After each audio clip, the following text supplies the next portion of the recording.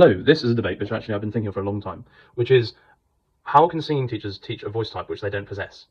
And I have basically two perspectives with this, which is that in order for you to teach a voice type, so for example, if you are a dramatic tenor or a Helden tenor, then you have validity in teaching a dramatic tenor or a Helden tenor because you know that you know how to do it because you can do it, right?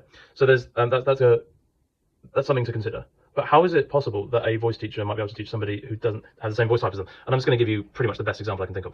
Is there was a singing teacher in Sweden, in Stockholm, who was very famous in his time, called Dr. Bratt, variously named, I know. He taught Kirsten Flagstad, and Flagstad was deemed to have a very small voice, in the first lesson with him, and that's what he said to her. Like, you've got a small voice, you sound like a child, words to that effect. Absolutely cutting. Like, I would never do that with an adult. But anyway, obviously, if I was teaching a child and say you sound like a child, well, you are a child. So, but okay, regardless. But what Bratt did so they had 2 lessons a week for a long period of time. Apparently, the lessons would be so intense that Flagstad would sometimes be reduced to tears, which again, I question the method. But the thing is, Bratt definitely knew his stuff, but he wasn't a dramatic soprano.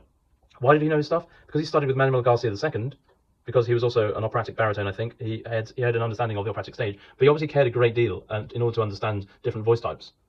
And I think that's the thing. If you're a singing teacher and you do not possess the same voice type as the student, you need to have the passion that Bratt had.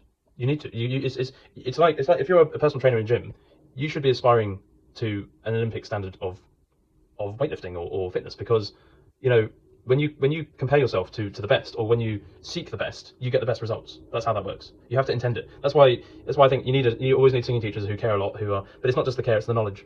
And I think often we have a bit of a blurring of intent from singing teachers in conservatoires in England. The blurring of intent is, you can have very good meaning, well-meaning teachers, but do they actually have the knowledge? And that's a critical thing. So Bratt clearly had the knowledge, and he had the love of the art form and the experience.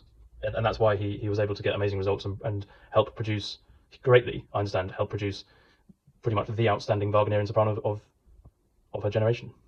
And then Bratt did go on to teach a host of singers, not least Joseph Hislop, who just, they benefited the opera world. They contributed very positively to the opera world. And I think these levels of pedagogues which the opera world is missing today.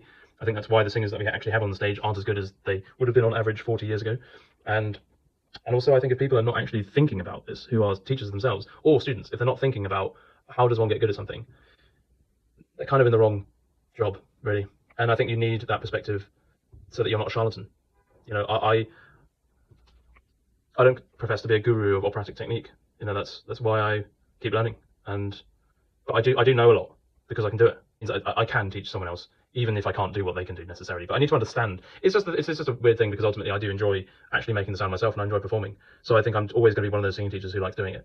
Whereas clearly Bratt was kind of maybe a bit more scientific, if you will.